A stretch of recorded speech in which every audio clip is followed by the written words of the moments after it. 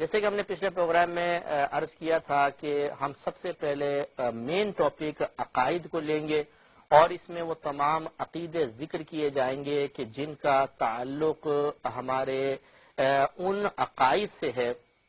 کہ اگر ہم ان کے اوپر اعتقاد رکھیں تو دین اسلام میں داخل رہیں گے، اگر خدا نخواستہ ان میں خرابی پیدا ہوئی تو ہم یا تو کافر کہلائیں گے اور یا بدعتی کہلائیں گے۔ اس لیے ضروری ہے کہ بہت توجہ کے ساتھ ان تمام ٹاپکس کو ملاحظہ کیا جائے، اور میں پہلے وضاحت پچھلے پروگرام میں کر چکا ہوں کہ جب ہم عقائد کا بیان شروع کریں گے، پچھلی دفعہ ہم نے عقیدے کے بارے میں، نفس عقیدے کے بارے میں بتایا تھا کہ عقیدہ کسے کہتے ہیں اور اس کی کیا اہمیت ہے، اور اہمیت عقیدہ بھی چل رہی تھی، اور انشاءاللہ اس پہ ہم کلام ضرور کریں گے، لیکن پہلے میں آپ کی خدمت میں پھر ایک دفعہ نئے دیکھنے والوں کے لیے عرض کر دیتا ہوں کہ ہم اس میں بالترتیب ان عقائد کو لیں گے کہ جن عقائد کا سیکھنا ہر عاقل بالغ مسلمان مرد و عورت پہ فرض ہے، اور اگر ان عقیدوں میں کچھ بھی خرابی ہوئی، دائرہ اسلام سے آدمی یا تو خارج ہو جاتا ہے یا بدعتی کہلاتا ہے، اور اگر یہ عقائد بالکل درست ہوئے تو انشاءاللہ وہ صاحب ایمان اور مسلمان ہوگا، اور ان عقائد پر اگر قائم رہا، پھر اگر خدا نخواستہ عمل میں کوئی کمی اور کوتاہی بھی ہوئی، وہ جنت میں ضرور جائے گا۔ اس قدر یہ اہم عقیدے ہیں جن کے بارے میں تفصیلی کلام کرنا، اس کو سمجھنا، اس کو سننا، اس کو جاننا، محفوظ رکھنا، اور پھر اپنے ذہن میں راسخ کرنے کے لیے اور دوسرے مسلمان بھائیوں کے ایمان کی حفاظت کی خاطر انہیں ان تک پہنچانا، یہ ہم سب کے لیے لازم اور ضروری ہے۔ تو پچھلے پروگرام میں عقیدے کی وضاحت کی تھی، اور اس کا خلاصہ یہ تھا کہ عقیدہ دراصل ایک نظریے کا نام ہوتا ہے،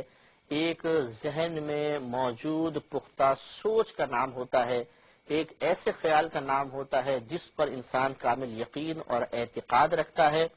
اور وہ یقین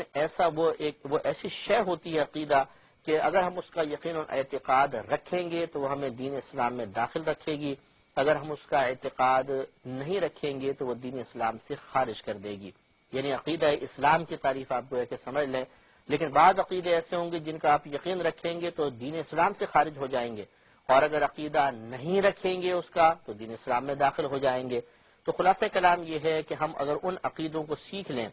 کہ جن عقیدوں کا سیکھنا اور پھر ان پر اعتقاد رکھنا ہمیں اسلام میں داخل کرتا ہے، تو یقیناً ہم ان تمام عقائد سے محفوظ ہو جائیں گے جو ہمیں دائرہ اسلام سے باہر کر دیتے ہیں۔ تو عقیدے کی تعریف کرنے کے بعد ہم نے اس کی اہمیت کا بیان کیا تھا کہ عقیدہ ہی وہ چیز ہے کہ جو ایک شخص کو مسلمان کہلوا دیتا ہے اور دوسرے کو کافر کہلوا دیتا ہے، تیسرے کو منافق کہلوا دیتا ہے۔ اسی عقیدے کی بنا پر کوئی یہودی کہلاتا ہے، کوئی نصرانی کہلاتا ہے اور کوئی مجوسی کہلاتا ہے۔ عقیدہ بہت ہی امپورٹنٹ چیز ہے، اور ہماری آخرت کی فلاح و بقا اور کامرانی کے لیے اس کو بنیادی حیثیت حاصل ہے۔ اگر یہ صحیح نہیں ہے، کبھی بھی انسان جنت میں داخل نہیں ہو سکتا، اپنے رب کو راضی نہیں کر سکتا، آخرت کی فلاح و کامرانی حاصل نہیں کر سکتا، اور اگر یہ درست ہے تو اللہ بھی راضی ہوگا انشاءاللہ، اس کے محبوب صلی اللہ علیہ وسلم بھی راضی ہوں گے، دنیا میں بھی راحت ہے، آخرت میں بھی راحت ہے، اور انشاءاللہ پھر ہمیشہ ہمیشہ کے لیے جنت میں داخلہ ہے۔ اسی کو پروف کرتے ہوئے ہم نے پچھلے پروگرام میں آپ کی خدمت میں پہلے ان آیات کریمہ کو بیان کیا جس میں صحیح عقیدے والوں کے لیے ایمان کے لیے انعامات کا تذکرہ تھا، اور پھر ان گروہوں کا تذکرہ شروع ہوا تھا کہ جو صحیح عقائد نہ رکھنے کی بنا پر باوجود کثرت نیک اعمال کے ہمیشہ ہمیشہ جہنم میں جائیں گے۔ غیر مسلم چاہے وہ یہودی ہو، چاہے وہ نصرانی ہو، چاہے وہ مجوسی ہو، نیک عمل وہ بھی کرتا ہے، اچھی عادات اس میں بھی ہوتی ہیں، بہترین خصوصیات و صفات اس میں بھی ہوتی ہیں، لیکن اس کے باوجود اگر کوئی شخص جہنم میں جا رہا ہے تو اس کا دخول جہنم یہ ثابت کر رہا ہے کہ اللہ تعالیٰ کی بارگاہ میں عمل سے پہلے عقیدے کی اہمیت ہوتی ہے۔ اگر عقیدہ درست ہے تو اعمال مقبول، اگر عقیدہ درست نہیں تو پھر کوئی بھی عمل بالکل قابل قبول نہیں ہوگا۔ اس کو ایک مثال سے میں سمجھانے کی کوشش کرتا ہوں کہ آپ نے ایک فیکٹری جوائن کی، آپ کو کا تقرر ہو گیا، اپائنٹمنٹ ہو گئی، آپ وہاں کے امپلائی بن گئے، اب آپ جو بھی کام کریں گے اس کے بدلے میں آپ تنخواہ کے مستحق ہوں گے۔ لیکن ایک شخص ایسا ہے جس کی اپائنٹمنٹ نہیں ہے، وہ ویسی کسی طرح فیکٹری میں داخل ہوا اور سارا اس نے وہ کام کیا جو آپ بھی کر رہے ہیں، کیا 1 مہینے کے بعد وہ تنخواہ کا مستحق ہو سکتا ہے؟ تو آپ کہیں گے بالکل نہیں، اس لیے کہ اس کا تقرر افسران بالا کی جانب سے نہیں ہوا تھا۔ کام اگرچہ اس نے آپ کے جیسا کیا ہے لیکن وہ تنخواہ کا مستحق نہیں ہو سکتا۔ اسے کہا جائے گا تمہیں کس نے کہا تھا کام کرنے کے لیے؟ یا گویا کہ آپ یوں بھی کہہ سکتے ہیں کہ اس کام کے افسران بالا کی نگاہوں میں قابل قدر ہونے کی شرط یہ تھی کہ پہلے وہ باقاعدہ افسران بالا کی طرف سے اپائنٹمنٹ حاصل کرتا، امپلائی بنتا، اس کو فیکٹری کو جوائن کرتا، تب کہیں جا کر پھر وہ تنخواہ کا مستحق ہو سکتا تھا۔ اسی طریقے سے اللہ تبارک و تعالی نے اپنے حبیب کریم صلی اللہ علیہ وسلم کے ذریعے ہمیں سمجھا دیا کہ اگر تم اپنے نیک اعمال کی کچھ قدر و قیمت چاہتے ہو اور یہ چاہتے ہو کہ بروز قیامت اللہ تبارک و تعالی ان کا بہترین بدلہ عطا فرمائے، تو اس کے لیے سب سے پہلا کام تمہیں یہ کرنا ہوگا کہ صحیح عقیدے سیکھو۔ اس کے بعد جو بھی عمل کرو گے، یعنی صحیح عقیدے سیکھو اور اس کا اعتقاد رکھو، اس کے بعد جو بھی عمل کرو گے اس کا باقاعدہ تمہیں اجر ملے گا، گویا کہ اس کی مزدوری اور تنخواہ تمہیں دی جائے گی، سیلری باقاعدہ ملے گی، وہ جنت کی شکل میں ہوگی۔ لیکن اگر تم نے اس طرح کیا کہ عقائد کو درست نہیں کیا، اللہ تبارک و تعالیٰ اور اس کے رسول کریم صلی اللہ علیہ وسلم کے بتائے ہوئے عقائد کو نظر انداز کر دیا، انہیں حقیر سمجھ کے قابل قدر نہ جانا، تو اگر تم جتنے بھی نیک عمل کرتے رہو گے سب کے سب ضائع ہو جائیں گے۔ لہذا ہم نے پچھلے پروگرام میں آپ کو آیات بتائی تھی کہ یہود و نصارہ، مشرکین اور کفار، ان سب کے لیے اللہ تبارک و تعالیٰ نے ہمیشہ ہمیشہ جہنم کی وعیدیں بیان فرمائی، جو ثابت کرتی ہیں کہ عمل چاہے ان کے پاس کتنا ہی ہو لیکن جب تک عقیدہ درست نہیں ہوگا یہ۔ اور آخر میں ہم پھر منافقین کے بارے میں کلام کر رہے تھے کہ نبی کریم صلی اللہ علیہ وسلم کے دور مبارکہ میں بعض لوگ ایسے تھے جو باقاعدہ زبان سے کہتے تھے کہ اے حبیب کریم، اے نبی کریم صلی اللہ علیہ وسلم، بے شک ہم تصدیق کرتے ہیں کہ آپ اللہ کے رسول ہیں۔ وہ اللہ کو واحد مانتے تھے، موحد تھے، توحید کے قائل تھے، نمازیں پڑھتے تھے، روزہ رکھتے تھے، لیکن وہ دل سے نبی کریم صلی اللہ علیہ وسلم پر ایمان نہیں لائے تھے، یعنی اعتقاد میں، یقین میں خرابی تھی۔ تو اللہ تبارک و تعالی نے انہیں منافق قرار دیا، باقاعدہ قرآن میں ان کی مذمت بیان ہوئی اور ان کے لیے بھی جہنم کی وعیدیں ذکر کی گئیں۔ معلوم یہ ہوا کہ یہود و نصارہ سے قطع نظر جو باقاعدہ ایک مسلمان کہلانے والا تھا، وہ مسلمانوں والے عمل کرتا تھا، نبی کریم صلی اللہ علیہ وسلم کا زمانہ اس نے پایا، آپ کے پاس بیٹھنے کی سعادت بھی حاصل کی، صحابہ کرام کی صحبت بھی اس کو ملی، لیکن ایک عقیدے کی خرابی کی بنا پر ہمیشہ ہمیشہ جہنم میں چلا گیا۔ تو جب زمانہ رسول میں پیدا ہونے والا ایک شخص جو مسلمان کہلایا لیکن اپنے عقیدے کی خرابی کی بنا پر ہمیشہ ہمیشہ جہنم میں جا سکتا ہے، تو سوچئے کہ اس دور میں پیدا ہونے والا ایک مسلمان اگر اپنے عقائد پر توجہ نہ کرے اور خصوصاً فرض عقیدے جن کا ذکر قرآن و حدیث میں صراحتاً کیا گیا انہی نہ سیکھے اور ان میں بگاڑ پیدا ہو جائے، تو پھر وہ بخشش کی توقع اور تمنا کیسے کر سکتا ہے، چاہے لاکھوں مسلمان کہلائے۔ مسلمان تو منافقین زمانہ رسول بھی کہلایا کرتے تھے صلی اللہ علیہ وسلم، لیکن ان کے عقیدے کی خرابی کی بنا پر اللہ تعالیٰ نے ان کو جھوٹا بھی قرار دیا اور جہنم کی اللہ تعالیٰ نے سورۃ المنافقون آیت نمبر 1 میں منافقوں کے بارے میں فرمایا کہ اذا جاءک المنافقون، اے حبیب کریم صلی اللہ علیہ وسلم، جب یہ منافق آپ کے پاس حاضر ہوتے ہیں، قالوا، تو یہ کہتے ہیں کہ نشہد انک لرسول اللہ، بے شک ہم گواہی دیتے ہیں کہ آپ اللہ کے رسول ہیں، واللہ یعلم انک لرسولہ، بے شک اللہ تبارک و تعالی جانتا ہے کہ آپ اللہ کے رسول ہیں، واللہ یشہد ان المنافقین لکاذبون، لیکن اللہ تعالیٰ فرماتا ہے اور اللہ تعالیٰ گواہی دیتا ہے اس بات کی کہ بے شک یہ منافق ضرور جھوٹ بولنے والے ہیں۔ اب معلوم یہ ہوا زبان سے تو وہ کہہ رہے ہیں کہ آپ اللہ کے رسول، ہم گواہی دیتے ہیں، بات تو یہ سچی ہے، لیکن اللہ تبارک و تعالیٰ نے ان کے اس ظاہری قول کے،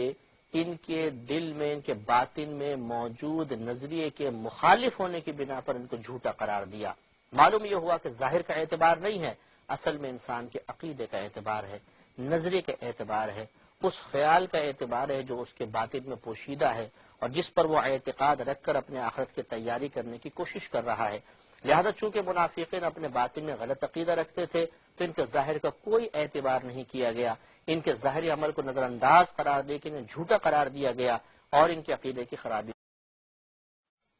اللہ تعالیٰ نے ان کی مذمت بیان کرتے ہوئے آگے ارشاد فرمایا، یہ سورۃ المنافقون ہے، آیت نمبر 6 میں، سواء علیہم استغفرت لہم ام لم تستغفر لہم، اے حبیب کریم صلی اللہ علیہ وسلم، برابر ہے ان کو منافقین پر کہ آپ ان کے لیے دعائے مغفرت کریں یا دعائے مغفرت نہ کریں، لن یغفر اللہ لہم، ہرگز اللہ تبارک و تعالی ان کی بخشش نہیں فرمائے گا،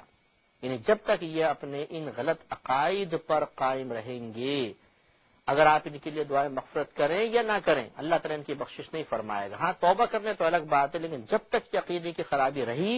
نبی کریم صلی اللہ علیہ وسلم بالفضل اگر ان کے لیے دعا کریں، تب بھی ان کے عقیدے کی خرابی کی بنا پر اس دعا کا یہ فیض حاصل نہیں کر سکتے۔ ان اللہ لا یہدی القوم الفاسقین، بے شک اللہ تبارک و تعالی فاسق قوم کو ہدایت عطا نہیں فرماتا۔ تو معلوم یہ ہوا کہ عقیدے کی خرابی کی بنا پر وہ لوگ نبی کریم صلی اللہ علیہ وسلم کی دعا کے فیض سے بھی محروم رہے۔ اس سے معلوم ہوتا ہے کہ عقیدے کی بارگاہ الہی میں بڑی اہم۔ اور سورہ توبہ آیت نمبر 68 اور 68ویں آیت میں اللہ تبارک و تعالی نے ان منافقین کے اخروی انجام کو واضح طور پر بیان فرمایا کہ وعد اللہ المنافقین والمنافقات والکفار، اللہ تبارک و تعالی نے منافقین مردوں، منافقات یعنی منافق عورتوں اور کفار سے وعدہ فرمایا ہے نار جہنم، جہنم کی آگ کا، کہ اپنے عقیدے کی خرابی کی بنا پر تمام تر کثیر نیک اعمال کے باوجود جہنم میں جائیں گے، خالدین فیہا، وہ اس میں ہمیشہ ہمیشہ رہیں گے، یہ حسبہم، یہ جہنم ہی انہیں کافی ہے، ولعنہم اللہ، اور ان پر اللہ تبارک و تعالی نے لعنت فرمائی، یعنی ان کو اپنی رحمت سے دور رکھا، ولہم عذاب مقیم، اور ان کے لیے ہمیشہ قائم رہنے والا عذاب ہے۔ تو دیکھیے معلوم یہ ہوا کہ منافقین جو تھے بہت سے نیک عمل کرتے تھے، اور جس میں نے پوری تفصیل سے آپ کو عرض کیا، نمازیں پڑھتے تھے، صدقے کرتے تھے، کھانے کھلاتے تھے، مسجد میں آتے تھے، نبی کریم کے پاس بیٹھتے تھے، بظاہر غور سے سنتے بھی تھے، جہاد میں شرکت بھی ان سے ثابت ہے، لیکن عقیدے کی خرابی کی بنا پر یہ ہمیشہ ہمیشہ ہمیشہ جہنم میں جائیں گے۔ لہذا معلوم ہوا کہ کسی کے نیک اعمال کی کثرت کو دیکھ کر اس کے عقیدے کو نظر انداز کرنا یہ قطعاً غیر مناسب ہوگا۔ نیک عمل اصل نہیں ہے، عقیدہ اصل ہے۔ اگر عقیدے میں خرابی، تمام نیک اعمال برباد، اور اگر نیک اعمال بہت اچھے ہیں لیکن نیک اعمال کم ہیں، کمتر ہیں، لیکن عقیدہ درست ہے، تو اللہ تبارک و تعالیٰ بروز قیامت عفو و درگزر کا معاملہ انشاءاللہ۔ آخر میں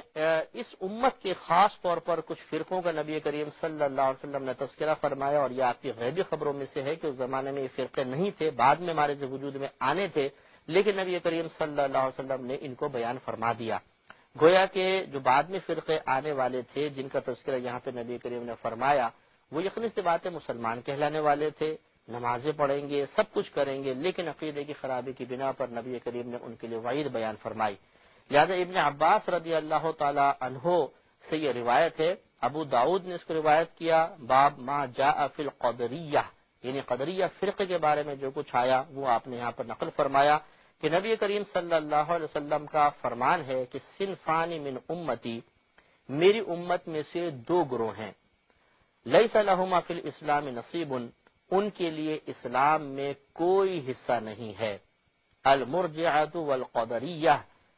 ایک مرجئہ اور دوسرا قدریہ فرقہ۔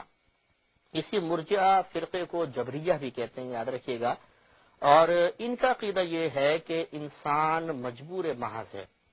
اس سے کوئی عمل کا صدور نہیں ہوتا، عمل اللہ تعالیٰ کی طرف سے ہی ہوتا ہے۔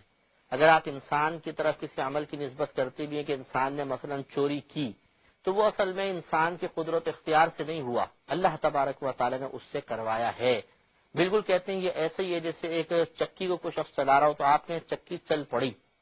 حالانکہ چکی تو نہیں چل رہی، اسے ایک شخص چلا رہا ہے، لیکن آپ محاورتاً کہہ دیتے ہیں چکی چل پڑی۔ تو چلنا اصل میں چکی کا عمل نہیں ہے، بلکہ شخص کا عمل ہے کہ وہ چکی کو چلا رہا ہے۔ تو ان کا غلط عقیدہ یہ تھا کہ انسان کوئی بھی گناہ نہیں کرتا، کوئی برا عمل نہیں کرتا، یعنی کوئی بھی عمل انسان کا اس میں کوئی قصور نہیں، وہ مجبور محض ہے، اللہ تعالیٰ جو چاہتا ہے اس سے کام کروا دیتا ہے۔ نبی کریم نے فرمایا ان کا اسلام میں کوئی حصہ نہیں۔ اور جو قدریہ فرقہ ہے یہ منکر تقدیر ہوتے تھے،